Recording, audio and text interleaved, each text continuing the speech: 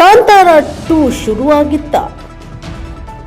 Rishabh Shetty Ugadi poster viral.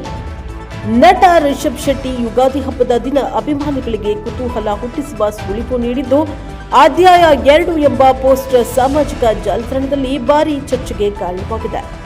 Kantara chapter 1 ಯಶಸ್ಸಿನ ಬಳಿಕ ಪೌರಾಣಿಕ ಶೈಲಿಯ ಜೈ ಹನುಮಾನ್ ಸಿನಿಮಾದಲ್ಲಿ ತೊಡಗಿಸಿಕೊಂಡಿರುವ ರಿಷಬ್ ಇದೀಗ ಹೊಸ ಅಧ್ಯಾಯ ಆರಂಭಿಸಿರುವುದಾಗಿ ಸೂಚಿಸಿದ್ದಾರೆ. ಯುಗಾದಿ ಪ್ರಯುಕ್ತ ಪತ್ನಿ ಪ್ರಗತಿ ಜೊತೆ ಕಮಲಶಿಲಿಯ ದುರ್ಗಾ ಪರಮೇಶ್ವರಿ ದೇವಾಲಯದಲ್ಲಿ ವಿಶೇಷ ಪೂಜೆ ನೆರವೇರಿಸಿದ ಅವರು ಹೊಸ ವರ್ಷ ಹೊಸ ಚಾಪ್ಟರ್ ಎಂದು ಪೋಸ್ಟ್ ಹಂಚಿಕೊಂಡಿದ್ದಾರೆ. ಈ ಪೋಸ್ಟ್ ನೋಡಿದ ಅಭಿಮಾನಿಗಳು ಕಾಂತಾರ ಚಾಪ್ಟರ್ 2ಗೆ ಇದು ಮುನ್ನುಡಿ ಎಂದು ಊಹಿಸ್ತಾ ಇದ್ದಾರೆ.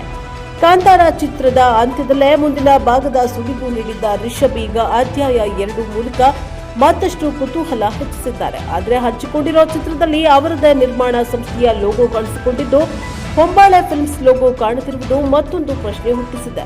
ಹೀಗಾಗಿ ಇದು ಕಾಂತಾರ ಸೀರೀಸ್ನ ಮುಂದುವರಿಕೆನಾ ಅಥವಾ ಸಂಪೂರ್ಣ ಹೊಸ ಸಿನಿಮಾ ಎನ್ನುವುದಾ ಇನ್ನೂ ಸ್ಪಷ್ಟವಾಗಿಲ್ಲ.